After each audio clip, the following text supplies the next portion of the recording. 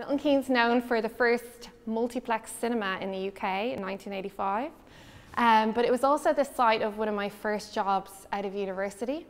I had secured a large amount of funding to run behaviour change programmes for people with lung conditions all across the UK. Stephen said in my intro, I'm a bit of a geek when it comes to behaviour change and habits, so I was really excited to share with these participants. Now, these were all participants that had lung conditions.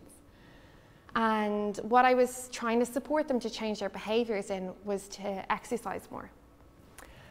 And now, one thing to keep in mind with people with lung conditions is that exercise is absolutely terrifying. It basically feels like, and don't try this later when you've had a few drinks, but breathing through a straw while running up and down the stairs. That's how scary it is for them to exercise. But it's also one of the primary treatments for lung conditions, and it's really, really beneficial and can add so much to their lives. So here I am in Milton Keynes, presenting 3 hours, really excited to get these participants with lung conditions engaged and excited. And after kind of the first hour, I shared all the amazing outcomes that we could get with exercise, all the change that they could get in minutes over time, how they could improve their VO2 max, all of the statistics. Damo will know, sports science, we love the statistics, but yeah, super excited. And then I started to notice I was losing people. Mary was like pilfering the free stationery. Joan now in the back had started to sleep.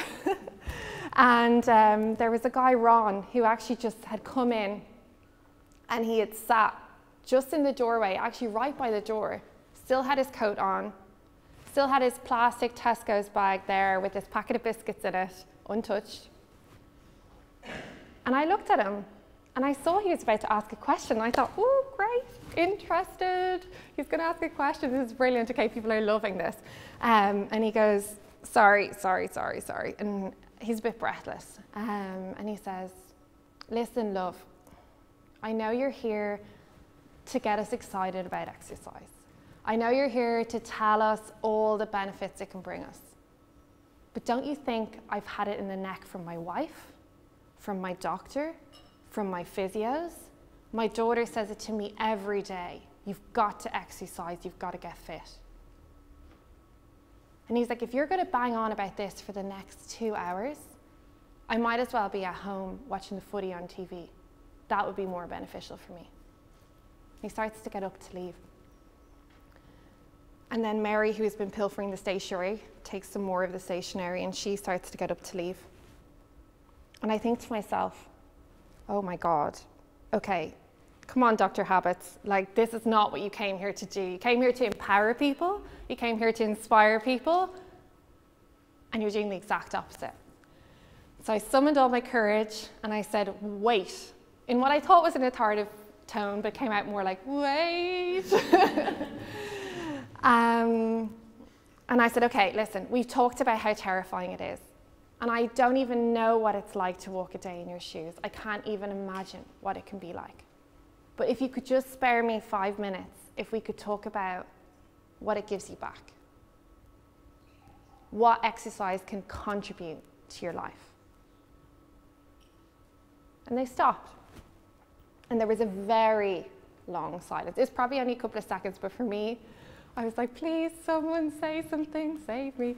And Mary pipes up and she says, well, I found it, I struggled to even have a shower this morning to wash my hair. I had to get my husband in to wash my hair. I was that breathless. And she's like, but imagine I could do it on my own. And Natalie says, I haven't been able to work for the last 3 years, but if I got fit enough, I could probably get that bus into work and start to work again. And Alan says, well, a long dream of mine has been able to play footy in the back garden with my grandchildren. And if I got fit enough, I'd be able to do that. And so people were starting to warm up again, bums are back on seats, they started to eat the snacks. I was like, right, okay, we've got people back. And then Ron in the corner, I was like, please don't do this to me, Ron, don't do this to me. Still has got his coat on, sitting there, fuming. He had that kind of look, when your dad or your granddad has a seat in the pub and they go off to the toilet in the middle of the match and they come back and someone's taken their seat. That was the kind of look he was giving me. And I was like, oh God, what have I done? And he says, you know what, if I got fitter, I could get rid of this thing. And I can see now why he's wearing his jacket. He's got an oxygen tank on his back to support him. And he says, I can get rid of this thing and I'd be able to walk freely without it. And I'd be able to walk my daughter down the aisle. And that's what it meant to them. When they started to think about what it gave them back, what it contributed to their lives, they were able to ignite that intrinsic motivation. But I made a mistake. I made a huge mistake. I had started with the outcomes. I had started with the end in mind. I had started with the statistics, telling people about the numbers. Tell me if you can relate. If you've set a New Year's resolution or tried to start new healthy habits and you focus on a number on the scales, or maybe a number on your fitness tracker, or maybe it's a number in your bank account or letters by your name or whatever it is. If we focus on those outcomes, it's a certain type of motivation known as extrinsic motivation. And that can only motivate us for a short period of time. Because if the scales don't tell us what we want, if we don't get that number, that finish time in the race, if we don't get that number in our bank accounts, it affects our motivation. It's slippy motivation, extrinsic motivation. But on the other hand, intrinsic motivation is sticky motivation. Intrinsic actually comes from the Latin word inward, which means goods for the soul. And intrinsic motivation is things like being healthy is part of who you wish to be. You wish to be healthy because of what it gives you back in life, because it allows you to focus with your work. It allows you to be a positive role model to your children, to your community, to your family. It allows you to feel more energized, more content, more confident.